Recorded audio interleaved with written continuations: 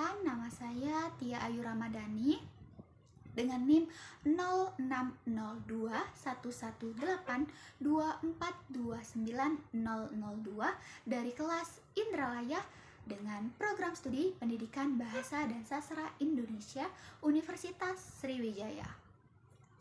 Nah, pada kesempatan kali ini saya akan menyelesaikan video ujian tengah semester mata kuliah fonologi dengan dosen pengampu Bapak Dr. Agus Saripudin MED dan Bapak Krisnatama Tangguh Prastyo SSMLI.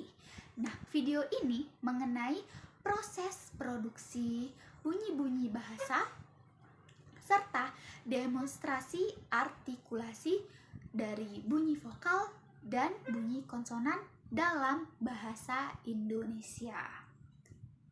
Oke, sebelum kita masuk ke pemaparan mengenai bunyi vokal dan juga bunyi konsonan, kita harus mengetahui terlebih dahulu pengertian dari fonologi. Nah, fonologi adalah cabang ilmu bahasa yang mempelajari bunyi-bunyi bahasa serta bagaimana bunyi tersebut dihasilkan oleh alat ucap manusia. Nah, kita sudah mengetahui pengertiannya secara umum ya. Selanjutnya, fonologi ini dibagi menjadi dua, yaitu fonetik dan juga fonemik. Nah, agar kita dapat berbahasa dengan baik dan benar ya, kita harus mengetahui bagaimana bunyi vokal dan juga bunyi konsonan tentunya. Nah, bunyi vokal ini terbagi menjadi 10 ya, 10 bunyi vokal. Nah, kemudian bunyi konsonan. Nah, bunyi konsonan ini terbagi menjadi 5 yang akan saya paparkan. Nah, saya akan memaparkan mengenai bunyi vokal terlebih dahulu. Ini saya sudah gambar ya, gambar mengenai bentuk-bentuknya. Nah, ini bisa dilihat terlebih dahulu gambarnya secara dekat. Oke, baiklah. Nah, agar lebih mudah ya, saya kasih tipsnya terlebih dahulu dengan bentuknya. Nah, dari sini. A, I, U, E, O. Nah, seperti itu. Oke, kita akan mulai dari bunyi vokal yang pertama. Nah, bunyi vokal yang pertama adalah A. Nah, A ini berada di rendah, ini rendah sini, kemudian di bawah dan di depan. Nah, posisi mulutnya itu terbuka di sini. Oke, cirinya itu lidah rendah, turun dan agak ke depan. Nah, bibir itu terbuka lebar. Nah, contohnya jika kita mengucapkan kata ada dan juga apa, ada, apa. Nah, bunyi vokal ini paling terbuka. Nah, energi suaranya tuh besar ya. Vokal yang kedua adalah yang ini, I. Nah, berada di tinggi sini, kemudian atas sini dan juga di depan sini. Nah, posisi mulut itu tertutup. Nah, tertutup di sini ada di sini. Nah, tertutup. Nah, cirinya itu lidah berada di posisi paling tinggi dan di depan mulut. Bibir itu tidak dibulatkan. Nah, contoh katanya itu jika kita mengucapkan ibu kita lari cari. Nah, itu adalah contohnya. Yang ketiga adalah vokal I berada, nah, yang ini. Nah, berada di posisi tinggi. Ini tinggi. Nah, yang ini ya, tinggi ini, tinggi. Nah, kemudian di bawah. Nah, bawah ini bawah. Nah, kemudian di depan. Nah, posisi mulut kita itu semi tertutup. Nah, semi tertutup ada di sini. Contohnya itu pada kata pinggir dan juga kerikil lalu kelingking. Nah, kemudian adalah vokal U. U yang ini. Nah, vokal U ini berada di sini, tinggi ini, kemudian di bawah dan juga di belakang. Aduh, susah. Nah, ini belakang sini. Nah, posisi mulut itu di semi tertutup. Nah, semi tertutup ada di sini. Nah, semi tertutup.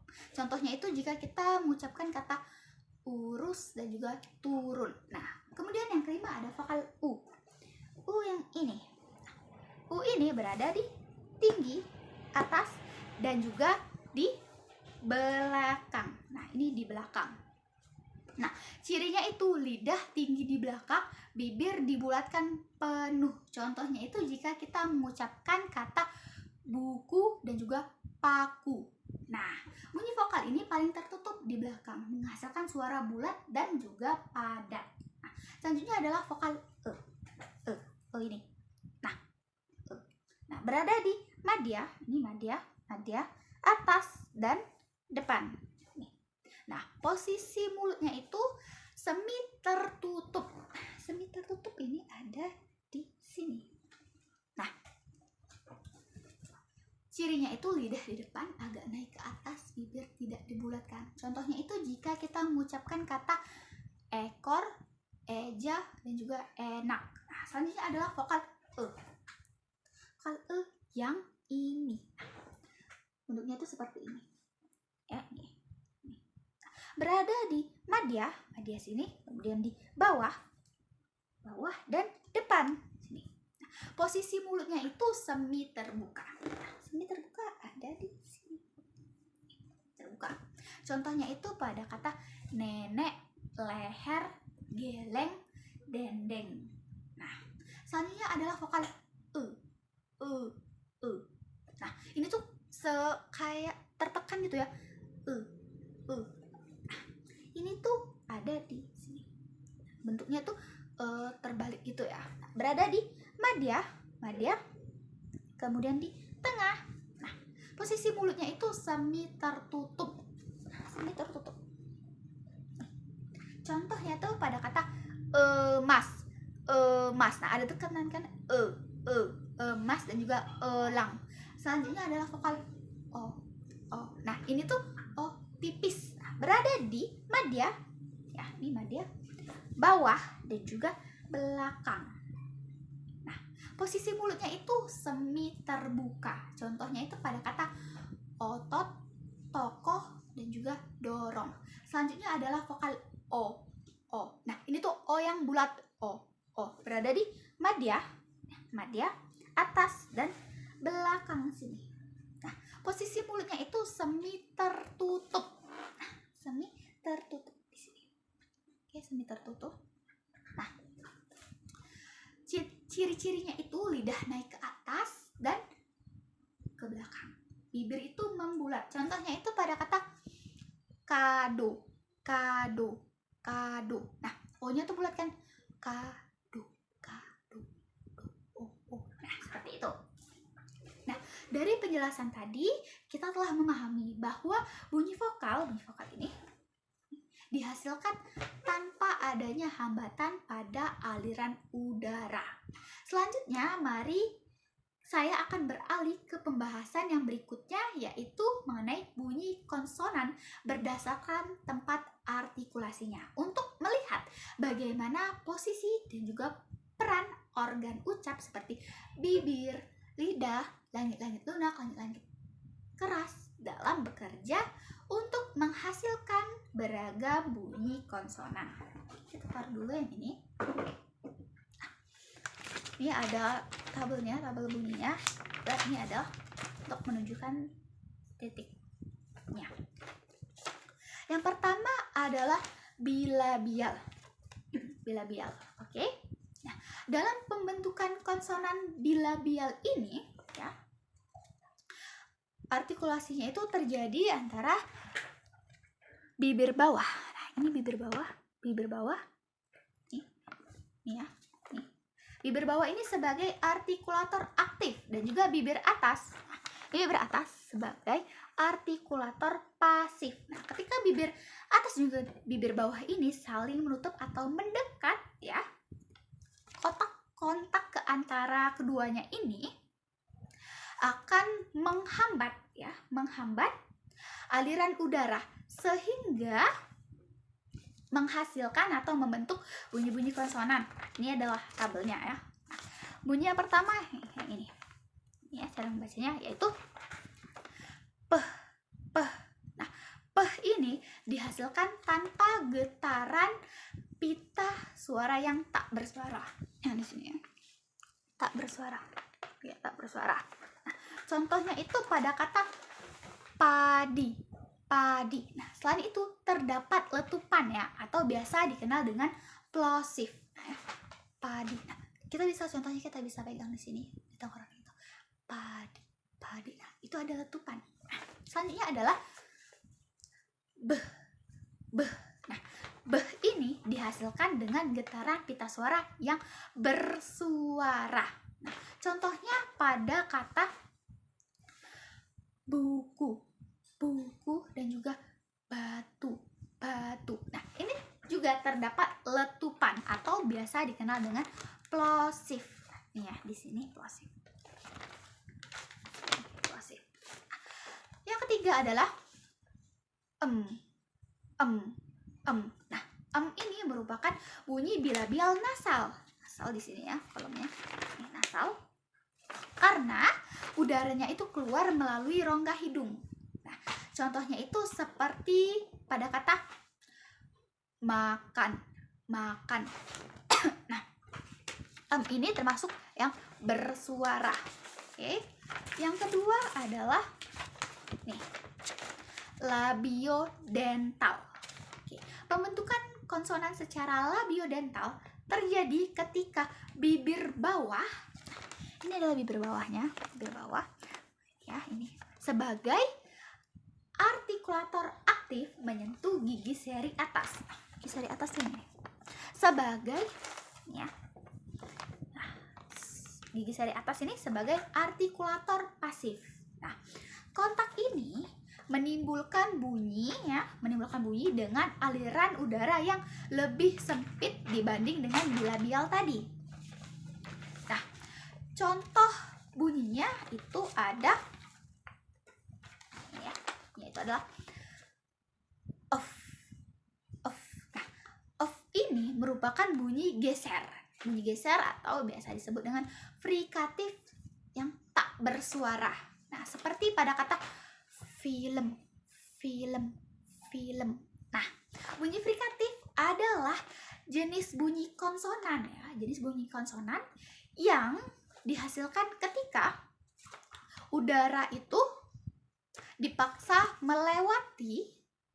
melewati saluran sempit yang berada di celah mulut kita. Nah, ini menciptakan suara desisan. Nah, desisan dan juga gesekan. Contohnya itu tadi film, film. Nah, ada desisan kan? Nah, selanjutnya yang kedua adalah v. Nah, v ini, yang ini ya, ini merupakan frikatif yang bersuara. Nah, contohnya itu ditemukan pada kata variabel, variabel. Nah, ini termasuk ke bersuara. Selanjutnya adalah ini, wah. Nah, wah ini merupakan semivokal yang bersuara. Nah, apa sih semivokal itu? Semivokal yaitu udaranya keluar sama seperti mengeluarkan fonem vokal tadi a, i, u, e, o. Nah, tapi tidak selancar menyebutkan a, i, u, e, o tadi karena ada hambatan. Namun hambatan ini sedikit masuk dalam bunyi bersuara. Nah, contohnya itu jika kita mengucapkan kata warna, warna. Nah, selanjutnya yang ketiga ada ini adalah apikoalveolar.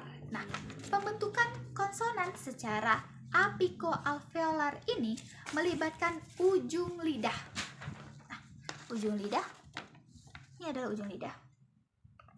Ujung lidah sebagai artikulator aktifnya yang ditempelkan pada gusi. Ini adalah gusi.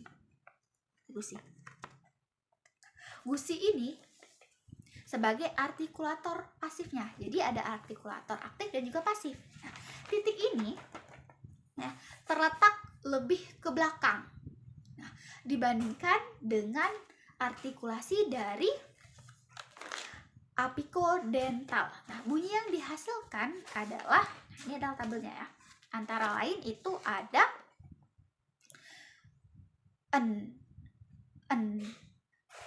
Nah, en ini merupakan nasal yang bersuara. Nah, apa sih nasal itu? Nah, nasal itu adalah udaranya keluar dari hidung. Nah, misalnya contohnya itu ketika kita mengucapkan kata naga. Nah, seperti itu. Nah, yang kedua ada lambangnya itu seperti ini. Seperti ini. Namun bunyinya itu adalah el. Nah, ini merupakan lateral, yaitu udaranya keluar dari samping lidah. Nah, dari samping lidah sini. Di situ. Masuk ke bersuara. Misalnya pada kata jalan dan juga tinggal. Nah, dari samping sini. Selanjutnya adalah er ini udaranya keluar, menghasilkan getaran lidah yang disebut dengan tril. Nah, misalnya pada kata rumah dan juga roda. Oke. Nah, ya. Benar, masuk ke tril. Oke. Udah. Yang selanjutnya adalah mediopalatal. Nah, mediopalatal ini dihasilkan ketika lidah bagian tengah. Nah, lidah bagian tengah itu yang mana sih? Nah, yang ini lidah bagian tengah. Nah, di sini. Lidah bagian tengah ini sebagai artikulator aktif bertemu dengan langit-langit keras. Nah, langit-langit keras tuh di mana sih? Nah, ini langit-langit keras. Langit keras ini sebagai artikulator pasifnya. Nah, bunyi yang dihasilkan dari mediopalatal ini adalah ceh. Nah, ceh ini dihasilkan tanpa getaran pita suara yang tak bersuara. Contohnya pada kata cantik. Nah, cantik ini, coba kita dengar lagi. Cantik. Nah, terdapat letupan atau biasa dikenal dengan plosif. Contoh yang kedua adalah jeh. Nah, jeh ini dihasilkan dengan getaran pita suara yang bersuara serta masuk pada plosif, yaitu adanya letupan. Contohnya pada kata jebakan. Itu ada letupan. Selanjutnya adalah nyeh. Nah, merupakan bunyi bersuara masuk ke nasal. Sini ya. Nasal. Nah, nasal itu karena udaranya keluar melalui rongga hidung. Nah, seperti pada kata nyamuk dan juga nyapu. Nah, seperti itu. Selanjutnya adalah yang ini. Adalah yeh. Merupakan semi vokal yang bersuara. Nah, ini ya, bersuara. Nah, bunyi vokal yaitu udaranya keluar. Sama seperti mengeluarkan dari fonem vokal a, i, u, e, o tadi. Nah, namun tidak selancar menyebutkan a, i, u, e, o tadi karena terdapat hambatan. Nah, namun sedikit hambatannya ini. Nah, serta tadi itu termasuk ke getaran pita suara yang bersuara. Oke. Ini sudah di mediopalatal ya. Nih. Selanjutnya kita masuk yang terakhir, yang kelima, yaitu dorsovelar. Nah, pembentukan konsonan dorsovelar ini dihasilkan oleh belakang pangkal lidah. Nah, mana sih belakang pangkal lidah? Nah, ini adalah belakang pangkal lidah. Ya, semoga terlihat ya. Ini sebagai artikulator aktif. Nah, bertemu dengan langit-langit lunak. Ini adalah langit-langit lunak ya. Lunak. Nih, sebagai artikulator pasifnya. Contohnya itu adalah keh. Nah, keh ini merupakan plosif atau letupan. Nah, masuk pada tak bersuara. Nah, oke, seperti pada kata kita dan juga kaku. Nah, selanjutnya adalah eng. eng ini merupakan nasal. Nah, yaitu udaranya keluar dari rongga hidung. Nah, masuk ke dalam bersuara. Oke, bersuara. Nah, contoh katanya itu jika kita mengucapkan kata tanggal dan juga ngantuk. Oke, selanjutnya adalah geh. Nah, ge ini merupakan plosif atau terdapat letupan yang bersuara. Seperti pada kata gigi dan juga gulung. Baiklah, yang terakhir yang ini adalah oks. Merupakan masuk ke frikatif. Nah, yaitu udaranya selalu keluar. Nah, namun bergesekan masuk pada gesekan yang tergolong tak bersuara. Nah, contohnya itu seperti pada kata khusus dan juga halayak. Nah, dapat kita simpulkan dari pembelajaran pada kali ini bahwa proses produksi bunyi bahasa melibatkan kerjasama yang sangat teratur antara berbagai organ artikulasi dalam rongga mulut, hidung, dan tenggorokan. Nah, bunyi-bunyi yang kita hasilkan dalam bahasa Indonesia terbagi menjadi dua kelompok utama, yaitu bunyi vokal yang tadi ini, kemudian bunyi konsonan. Nah, bunyi vokal dihasilkan tanpa hambatan pada aliran udara, namun dipengaruhi oleh posisi lidah dan bentuk bibir. Sementara bunyi konsonan, tadi terbentuk karena adanya hambatan, atau gesekan. Hambatan maupun gesekan udara pada titik-titik tertentu di dalam rongga mulut sesuai dengan tempat artikulasinya tadi. Sudah dipaparkan juga ya. Nah, jadi kita bisa memahami ya antara bunyi vokal dan juga konsonan itu. Nah, melalui pemahaman mengenai cara kerja organ ucap dan titik-titik artikulasi ini, saya dapat mengetahui bagaimana bunyi vokal dan juga bunyi konsonan ini diucapkan. Seperti itu. Jadi, pemahaman ini sangat penting ya bagi saya pribadi agar mampu berkomunikasi dengan baik dan juga mengetahui apa-apa saja dari bunyi vokal dan juga bunyi konsonan. Dan juga saya dapat mengetahui bagaimana setiap bunyi bahasa diproduksi secara tepat, serta mengapa pengucapan yang benar itu sangat penting dalam keterampilan berbahasa, terutama dalam bidang fonologi. Agar kita sebagai penutur, kemudian mitra tutur itu saling memahami apa yang kita ucapkan. Semoga melalui pembelajaran ini, saya semakin memahami bahwa setiap bunyi, baik bunyi vokal maupun bunyi konsonan ini memiliki proses-proses dan peranan tersendiri seperti itu. Karena sudah ada pembagian-pembagiannya. Untuk membentuk sistem bahasa yang kompleks dan juga utuh.